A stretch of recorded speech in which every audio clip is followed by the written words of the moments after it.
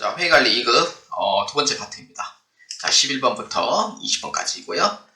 여러분들 문제 11번과 12번 이 두 가지의 문제를 보아주시기 바랍니다. 자, 문제 11번과 12번입니다. 다음 자료를 이용하여 아래의 문항 11번에서 12번에 답하시오입니다. 자, 문제 한번 읽어볼게요. 자, A사는 B사에 상품 판매 시 20만원은 현금으로 수령하고 30만원은 기말 현재 매출 채권으로 남아있다. 자, 과거의 경험으로 보아 기말 매출 채권의 잔액의 3%는 회수가 불가능하여 기말 채권에 대해서도 3%의 대손 충당금을 설정하기로 했다. 자, 과거의 경험을 보니까 내가 3% 정도를 못 받는다고 판단을 한 거예요. 그래요, 판단을 했어요. 기말 채권에 대해서도 3%만큼 설정하기로 했답니다. 단 기초 대손 충당금 잔액은 없습니다. 이때까지 설정 안 했다는 뜻이 되거든요. 자, 봅시다. 문제가 이 문제는 22년도 3월달 문제라 거의 유사한 문제고요. 문제는 조금 달라요. 그래서 자, 보도록 합시다. 자, A사는 B사에 상품 판매 시 20만원은 현금으로 수령하고 30만원은 기말 현재 매출 채권을 남아있다. 자, 이 금액에 대해서 이제 설정하는 거죠. 외상 매출금 금에 대해서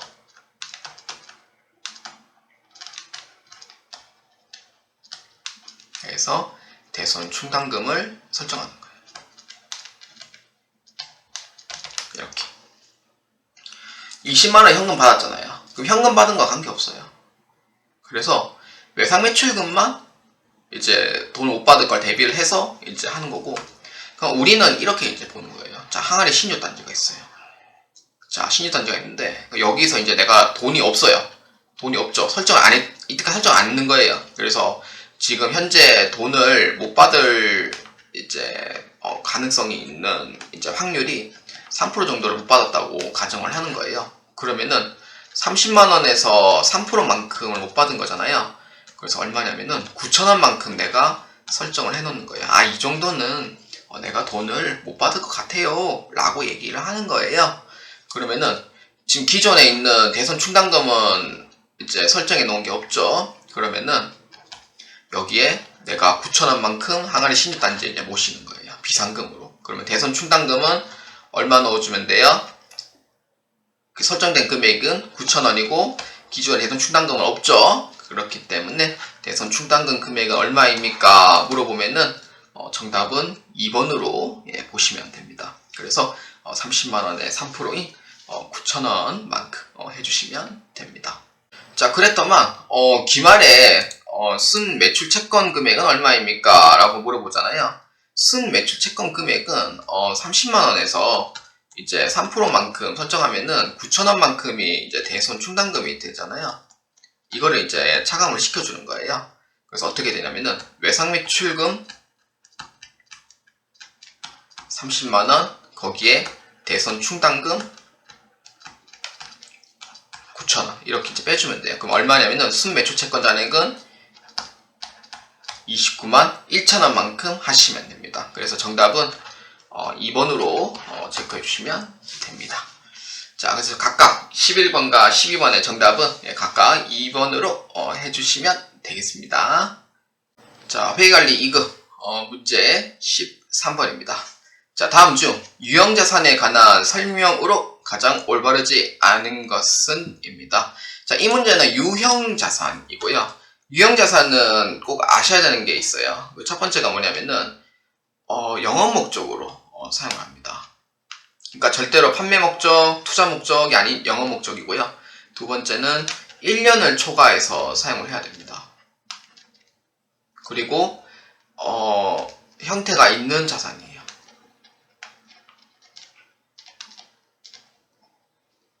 이게 이제 가장 기본적인 개념이고, 그 다음 세 번째는 우리가 만약에 취득을 하잖아요. 이제 유형자산 취득할 때 딸려오는 부대 비용도 다 해당하는 유형자산에 포함시켜줘요.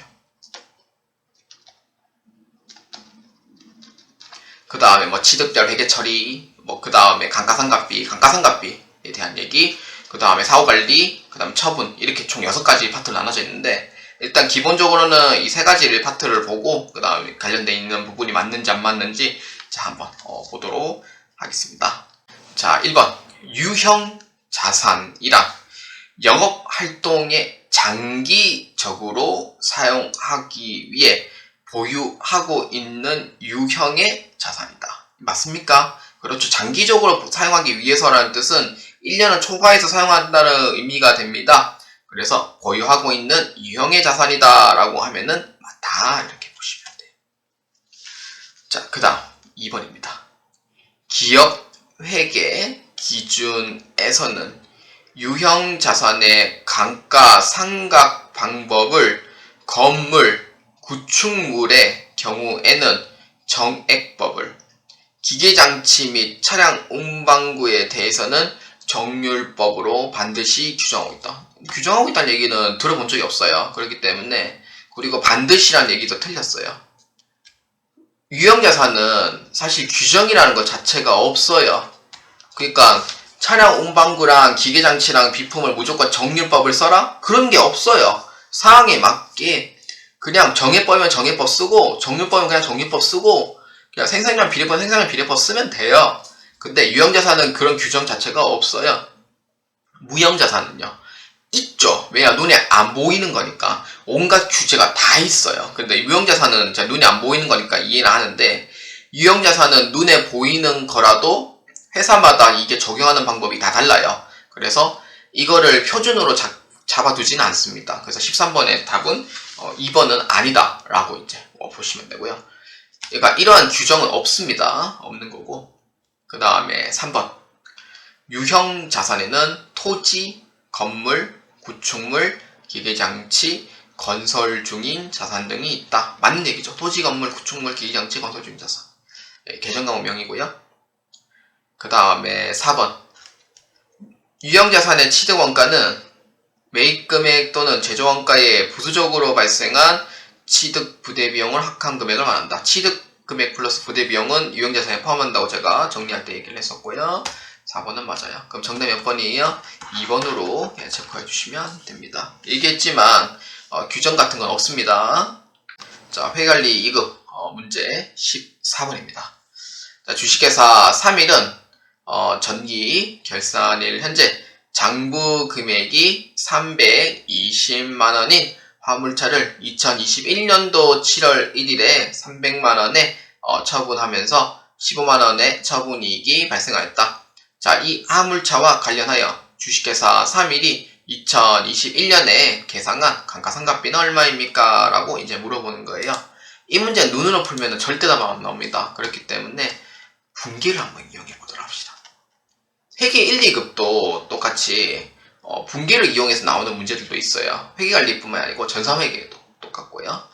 자, 그러면은 처분할 때는 어떻게 처냐면은 내 재산이 내려가잖아요. 처분했다. 내 재산이 내려가게 돼요. 그렇기 때문에 저기 기계장치 화물차죠. 그러면 차용방법 맞네요. 내가 당시 취득했던 금액 그대로 적어줘요. 320만원 이렇게. 근데 선생님 그러면은 저기 감가상각 누계액은 얼마입니까? 라고 이제 물어보면은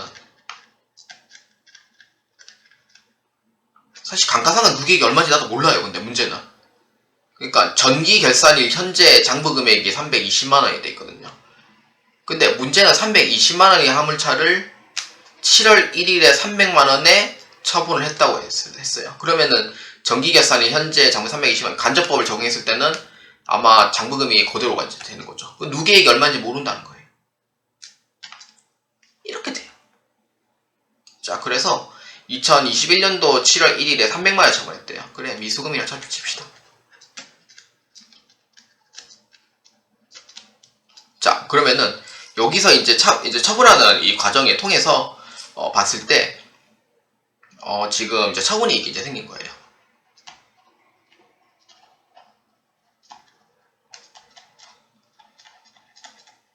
이렇게 얼마냐면은 15만원이 되는 거예요. 그러면은 대차 평균의 원리에 의해서 335만원이 나와야 되고요. 여기도 335만원이 나와야 돼요. 자, 그러면은 이때 이제 감가상각 누계액에 해당하는 금액은 얼마예요? 대차 평균 원리에 의해서 둘 다 335만원이 맞아야 되는데 감가상각 누계액은 얼마냐면은 35만원으로 보시면 돼요. 그렇기 때문에 정답은 4번으로 보시면 되고요. 감가상각 누계, 즉 감가상각비는 35만원으로 해당이 된다라고 보시면 되겠습니다.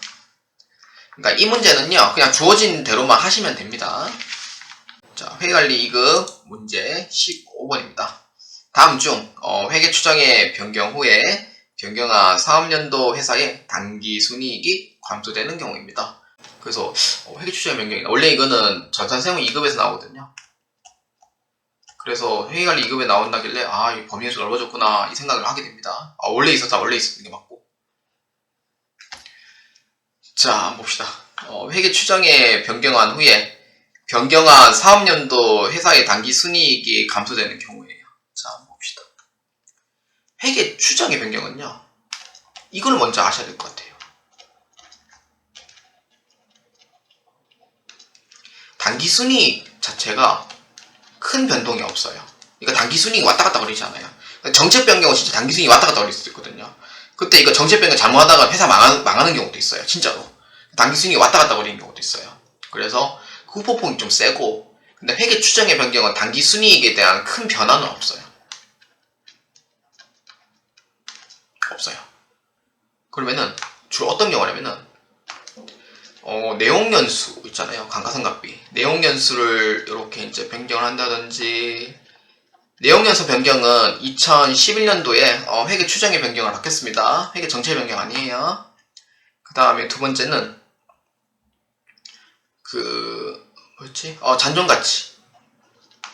잔존가치를 이제 뭐 변경한다든지, 아니면은 그 다음에 대손율을 변경한다든지, 아니면은 퇴직 추계액이나 이러한 그런 설정을 변경한다든지, 이런 부분에 대한 부분이 회계 추정의 변경이 돼요. 그러면은 정책 변경은 뭐냐? 정책 변경은 당기순이익이 왔다 갔다 그러잖아요. 그러면은 정책 변경은 주로 그 재고자산의 단가 결제 방법을 바꾸는 경우, 이거 진짜 인플레이션이 올라갔을 때랑 내려갔을 때랑 당기순이익이 완전 다르잖아요.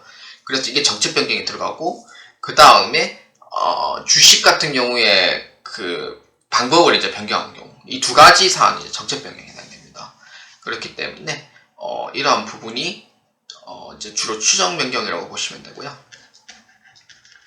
그래서 해당하는 부분에 1번과 2번과 3번은 추정 변경에 대한 얘기가 맞아 들어가게 돼요. 제가 이제 적었던 부분이 이제 추정 변경이 되죠. 근데 4번은 아니에요. 재고자산에서 진부화 발생은 이거는 추정 변경이 아니에요. 진부화가 뭐예요?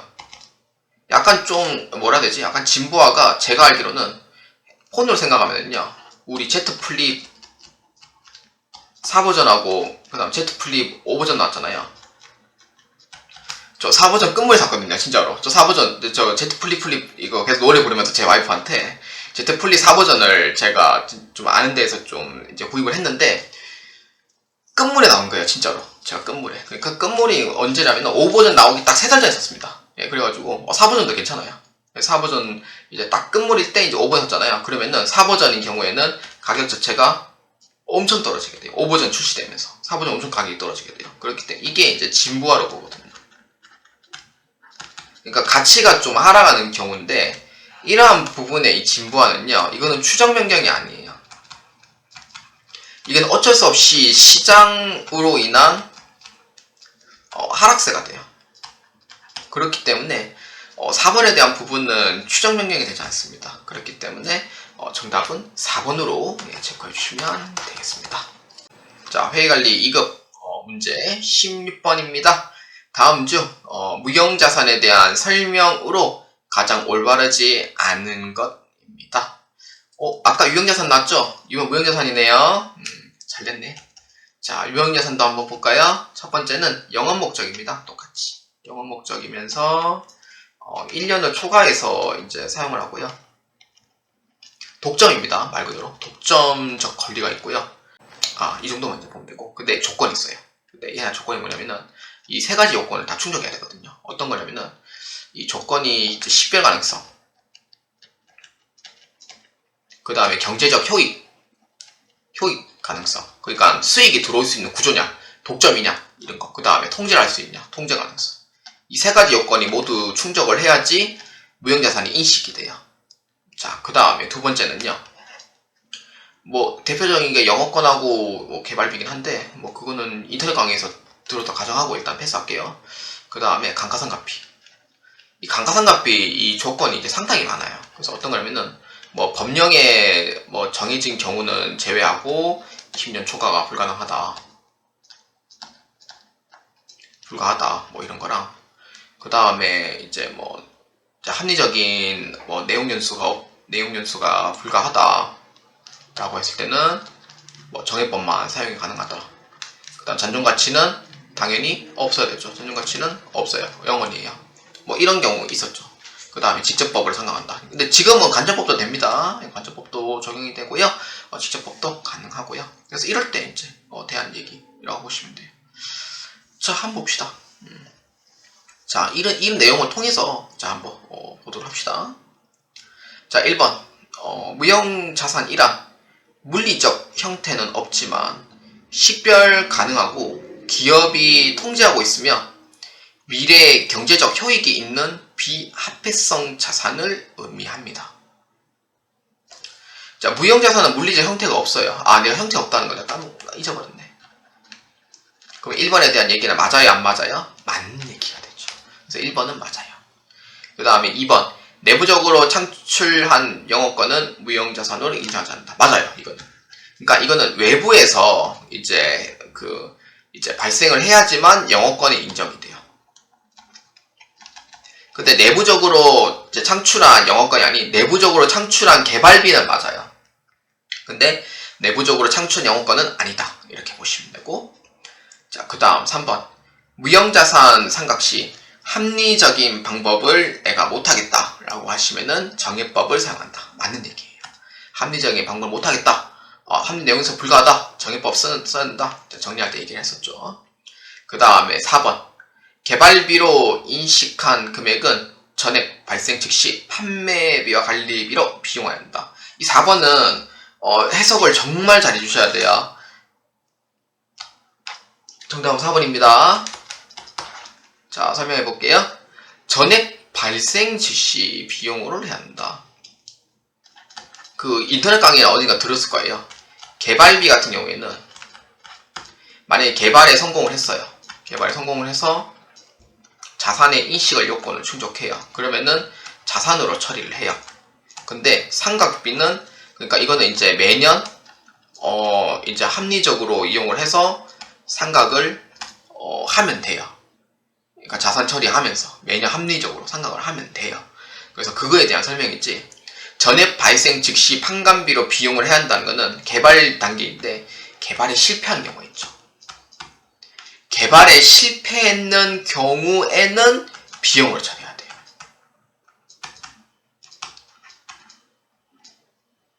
그래서 4번에 대한 얘기는 틀렸다라고 보시면 돼요. 그래서 이게 맞는 것처럼 보이지만 개발비로 인식되는 부분은 자산이기 때문에 자산을 처리하되 그 다음에 매년마다 합리적으로 상각을 하는 방식이고 개발에 실패했을 때가 그때 비용 처리되는 거예요. 그래서 16번의 답은 4번으로 보시면 되겠습니다. 자, 회관리 2급 문제 17번입니다. 자, 다음 중 유동부채에 대한 설명으로 가장 올바르지 않은 것은 입니다. 자, 1번입니다. 예수금은 거래처 또는 종업원으로부터 일시적으로 현금을 수취한 후에 이를 다시 반환하거나 해당 기간에 납부할 때까지 기록하기 위하여 사용하는 계정나무입니다. 예수금은 이건 꼭 아셔야 돼요. 세금 같은 걸 생각하시면 되는데 세금은 이제 내가 내는 세금이냐 아니면은 남이 이제 내는 세금인가 이걸 알아야 돼요. 예수금은 내가 내는 세금이 아닌 남이 내는 세금이거든요. 남이 내는 세금을 회사가 대신 납부를 해주는 거예요. 그래서 이게 예수금인 거예요. 그래서 이게 예수금이 되는 거고, 내가 직접 내야 되는 세금 같은 경우에는 세금과 원가금을 처리하죠. 아니면은 취득 같은 경우에는 취득 부대비용에 포함시키거나 뭐 이렇게 하잖아요. 그래서 1번에 대한 얘기는 맞아요? 아니에요? 맞는 얘기예요. 자, 그 다음에 2번입니다. 미지급 비용은 이자 비용이나 임차료처럼 비용이 발생하였으나 현금을 지급하지 않은 경우 발생 기준에 따라 해당하는 비용을 단기에 인식할 때 사용하는 부채 계정 과목이다. 맞아요. 현금을 안 줬을 때, 비용을 안 줬을 때에 대한 얘기죠. 그러니까 미지급 비용이라는 게 어떤 걸 안 줬는지 그걸 알아야 돼요. 그래서 이렇게 물어봤을 때 비용이요. 이렇게 대답해야 되죠. 그렇기 때문에 2번은 맞다. 이렇게 보시면 돼요. 자, 그 다음에 3번. 선수금은 일정 기간 동안 계속적으로 용역을 제공하기로 약정하고 수치한 수익 중 차기 이후에 속하는 금액을 말한다. 이 선수금 아니에요. 선수금이 아닌 거 뭐죠? 그렇죠. 선수금은 자산에 대한 계약금 받은 거고 수익에 대한 차기 이후에 속하는 금액이니까 이게 선수금이 아니에요. 계정과목은 선수수익이에요. 그래서 3번은 계정과목이 잘못됐어요. 수익에 대한 이연은 선수수익으로 처리를 해주셔야 돼요. 선수금하고 엄연히 달라요. 선수금은 계약금인 걸 맞는데 약간 자산 쪽에 해당이 돼요. 자산 쪽에 해당하는 선수금 쪽으로 보시면 돼요. 선수수익은 수익에 대한 선수금이 되는 거고요. 그래서 17번의 답은 3번이 되는 게 맞고요. 자, 그 다음 4번입니다. 단기 법인세 부채입니다. 법인세를 기중에 원천 징수하거나 중간, 예납 등으로 통해 성급한 법인세를 제외하고 보고기간 말에 인식하는 미지급 법인세를 말한다. 미지급 법인세, 그러니까 미지급 세금을 뜻해요. 단기 법인세 부채가 이게 대학교 교재식으로 문제 낸다고 얘기를 했었죠. 그렇기 때문에 단기 법인세 부채는 전산회계에서는 미지급 세금이라고 불러요. 미지급 세금은 부채가 돼요. 그렇기 때문에 미지급 법인세를 말한다는 건 맞습니다. 그래서 4번에 대한 얘기는 맞다. 그래서 몇 번 틀렸냐 했을 때 정답은 3번이 틀렸다는 걸 확인할 수가 있겠습니다. 자, 회계관리 2급 문제 18번입니다. 주식회사 3일은 2021년 12월 1일 건물을 임대해 주고 6개월분의 임대료로 180만원을 현금으로 받았습니다. 또한 종업원 급여 지급 시 50만원 중 근로소득세 3만원, 건강보험료 2만원을 차감한 45만원을 지급했습니다. 그 외에 다른 거래는 없다고 가정합니다. 주식회사 3일에 2021년도 12월 31일 부채의 증가액은 얼마인가? 입니다. 자, 부채 증가액인데 이 문제는 두 가지 사항이 존재합니다. 현금으로 받았다. 그 다음에 급여 지급 시 50만원 중 근로소득세 차감한 금액을 지급하였다. 이 뜻이 되죠. 자, 이 문제는 일단 첫 번째 거를 먼저 해결하기 위해서는 건물에 대한 임대를 한번 보도록 합시다. 180만원. 자, 그러면은 일단 현금으로 이제 수령을 했는 거예요. 자, 이거는 이연분기입니다. 참고로. 이연분기이고 게다가 수익 쪽이기 때문에 선수수익 계정과목이 들어갈 거예요. 이거 부채입니다. 자, 한번 봅시다. 12월 1일에 이제 회계 처리를 하는 거예요. 자, 그러면은 당시에 이제 회계 처리 이렇게 있겠죠. 차변에 현금 180만원을 처리하고요. 그 다음에 대변에 임대료로 처리합니다. 그러니까 전액 수익으로 처리한 거예요. 그래서 얼마냐면은 180만원. 근데 6개월치를 미리 받은 거기 때문에 기간을 봤을 때 12월 1일부터 5월 31일까지 있거든요. 그러면은 여기가 12월 31일이라 보면은 이날에는 수익으로 보는 거고 요 내년도 거는 수익이 아니에요. 그래서 이연분기에 대한 설명이고, 자, 보도록 합시다. 자, 첫 번째는요 180만원이고요 기간은 이제 6개월이에요 6개월이고 세 번째는 이 180만원에 대해서 6개월치만큼 나누면 얼마냐면은 30만원이 돼요. 30만원만큼 되고, 그러면은 이렇게 됐죠. 12월 1일부터 12월 31일까지 해당하는 수익은 1개월이니까 30만원이 되겠고, 그 다음에 내년도 1월 1일부터 5월 30일까지는 5개월이니까 150만원이 될 거예요. 자, 그러면은 이 문제에서 수익이 아닌 기간은 몇 개월이에요? 라고 물어보면 5개월이죠, 당연히. 왜냐면은 12월 1일부터 12월 말까지는 수익으로 인식이 돼요. 근데 내년도에 해당하는 수익 있죠. 내년도에 해당하는 수익은 올해의 수익이 아니란 말이에요. 그러면은 이미 수익으로 처리했기 때문에 1개월분은 수익이고 나머지 부분은 수익이 아니에요. 그러면 어떻게 회계 처리하냐? 대변에 있던 임대료는 올해의 수익이 아니니까 제외시켜줍니다. 얼마만큼? 5개월치만큼 150만원으로 처리해요. 그럼 대변에는 뭘로 처리해요? 그렇죠. 선수 수익으로 처리하죠. 그래서 얼마냐면은 150만원만큼 처리하시면 돼요. 그래서 이거는 부채의 증가로 처리를 해주시면 되겠습니다. 그래서 이 부채의 증가를 했을 때 첫 번째는 선수 수익에 대한 부분은 5개월치만큼 수익이 아니기 때문에 150만원만큼은 부채가 올라가더라 이렇게 확인할 수가 있고요. 두 번째는 총급여액인데 현금으로 이제 지급을 했는 부분이에요. 그렇기 때문에 그러니까 분기 처리하면은 차변에 급여 50만원을 처리하고요. 그 다음에 건강보험료 근로소득세는 직원들의 세금이죠. 직원의 세금이죠. 자, 지금의 세금은 예수금이라고 제가 위에 얘기한 바가 있습니다. 그래서 예수금을 처리하죠. 예수금은 부채예요, 자산이에요? 그렇죠. 부채성 계정 항목이죠. 그래서 부채가 올라가게 돼. 그래서 얼마냐면은 5만원. 나머지 45만원은 뭐예요? 현금으로 처리하는 거죠. 그럼 얼마예요? 150만원에서 이제 선수수익 금액이 올라가고 그 다음에 예수금에 있는 금액이 올라가게 되죠. 그래서 정답은 3번으로 체크해 주시면 됩니다. 그럼 정리하자면은 선수수익은 부채니까 150만원, 그 다음 예수금도 부채니까 5만원만큼 돼요. 그래서 155만원이다 라고 보시면 되겠습니다. 자, 회의관리 2급 문제 19번입니다. 다음 자료는 주식회사 3일에 2021년 말 각 부채 계정의 금액입니다. 주식회사 3일에 2021년도 말 재무상태표에 계상될 비유동 부채 금액은 얼마인가? 단 사채는 3년 만기로 2021년도 초에 발행을 했답니다. 자, 봅시다. 저 오늘 유튜브에서 제가 본 적이 있는데, 이거 얘기해드나 모르겠는데,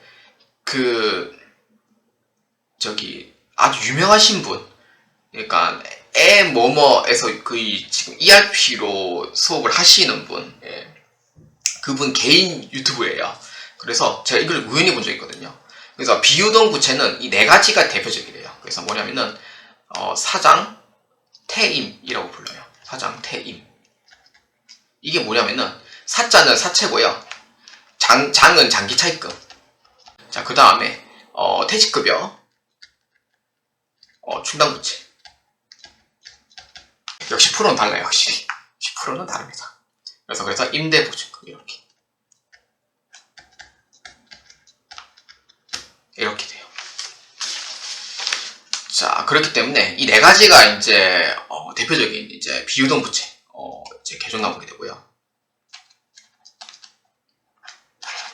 자, 그렇기 때문에 이 비유동 부채에 대한 부분은 어떤 거냐면은 여기 사채, 장기 차입금, 퇴직급여 충당부채, 나머지 이제 세 개는 사채 할인 발행 차금 있잖아요. 사채 할인 발행 차금은 요거를 빼줘요. 요거는 지금 이게 비유동 부채에서는 차감 대상이에요. 그래서 요거는 사채하고 관련돼 있고 요거는 차감을 해줘야 됩니다. 그래서 차감 대상이 되는 거고, 자, 그 다음에 매입 채무랑 유동성 장기 부채는 유동 부채에 해당이 됩니다. 그래서 관계가 없어요.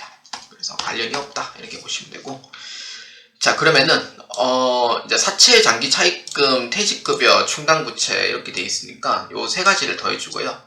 사채 할인 발행 차금은 일단 한번 차감을 하는 형식으로 한번 보도록 하겠습니다. 자, 그러면은 맞는지 안 맞는지 한번 확인해 볼까요? 자, 계산기를 이용을 해서 자, 한번 봅시다. 자, 사채 2,500만원, 장기 차입금 1,500만원, 대지급 충당부채 1,320만원, 빼기 350만원. 얼마냐면은 4,970만원이 됩니다. 그래서 정답은 몇 번입니까? 비유동부채 금액은 4,970만원, 3번으로 체크해 주시면 되겠습니다. 자, 회관리 2급 문제 20번입니다. 자, 다음 거래에서 주식회사 3일에 2022년 12월 31일에 회계 처리 시 대변에 나타날 수 있는 계정으로 가장 옳은 것은 입니다. 자, 2021년도 1월 1일, 2022년도 12월 31일입니다. 자, 한번 봅시다. 주식회사 3일은 은행으로부터 3년 기한으로 1,000만원을 차입하고 만기일에 현금으로 상환하기로 했습니다. 2022년 12월 31일 상환기일이 1년으로 도래를 하여 대체분개를 했답니다. 자, 이 문제 묻고자 하는 거는 이거 2022년도 12월 31일에 대한 설명이고요. 2021년도 1월 1일은 2021년도 1월 1일부터 2023년도 12월 31일까지가 3년이 됩니다. 21, 22, 23 맞네. 3년이네요. 그러면은 당시에 회계 처리할 때는 대변에 장기 차입금으로 처리했을 거예요. 얼마냐면은 1,000만원. 그 다음에 차변에는 현금으로 처리를 했겠죠? 1,000만원. 이렇게 처리를 해요. 근데 이제 2022년도 12월 말이 됐을 때 1년 이내로 도래를 했으니까 장기에서 단기로 이렇게 이제 변경을 하는 전환 분계를 해줘야 돼요. 그렇기 때문에 장기 차입금은 장기에서 이제 단기로 바뀌었으니까 장기 입장에서는 이제 퇴장을 합니다. 장기 차입금으로 이렇게 처리를 합니다. 그래서 얼마냐면은 1,000만원. 자, 그 다음에 대변에는 이제 어떻게 처리하냐면은 장기 부채가 이제 단기로 바뀌었잖아요. 단기 차입금 넣으면 안 돼요. 절대로. 그렇기 때문에 장기 부채가 단기화가 되었다 해가지고 유동성이 됐잖아요. 그래서 유동성 장기 부채 이 계정 과목을 처리합니다. 이거는 유동 부채입니다.